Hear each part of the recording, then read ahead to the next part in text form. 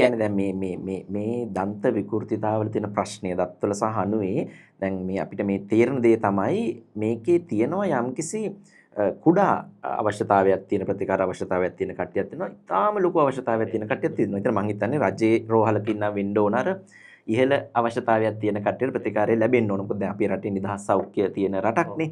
එතකොට නමුත් දැන් එහෙමයි කියලා කාට හරි තියෙන පෙනුමේ ප්‍රශ්නය.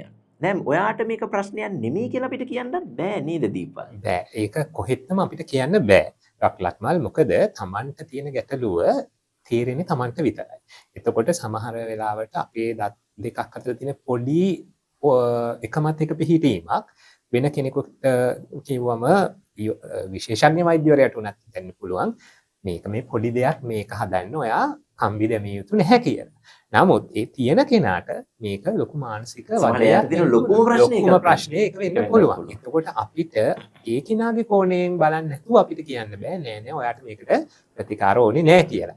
ඉතින් ඒක නිසා නමුත් දැන් ඩොක්ටර් ලක්මාල් කිව්වා වගේ වත්සලා කිව්වා වගේ දැන් අපි රජයේ රෝහල් වල තිබෙන අපේ ඉතා විශාල ප්‍රමාණයක් රෝගීන් අපේ රජයේ රෝහල් වලට එනවනේ.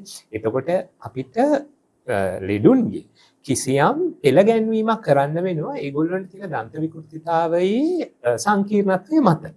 එතකොට තියෙන ඊටාම කුඩා සංකූලතාවයක් නිවැරදි කරන්න අපිට ඒ කෙනාට ප්‍රමුඛතාවය දෙන්න අපහසුයි රජයේ රෝහල. ඒක පැහැදිලි. මොකද දැන් මෙන්න මේ දැනුම මං හිතන්නේ අපි මේ දන්තජ එක්ක chat එකක් කියන වැඩසටහනේ ප්‍රමුඛ අරමුණම මිනිස්සුන්ට විද්‍යාත්මක දැනුම දන්ත විද්‍යාත්මක දැනුම ලබා දෙන එකනේ. එතකොට ඒ දැනුම ලබා දීමේ අරමුණම තමන් ගන්න තීරණය හරි විදිහට ගන්න අපි අවශ්‍ය දැනුම හදලා දෙනවා.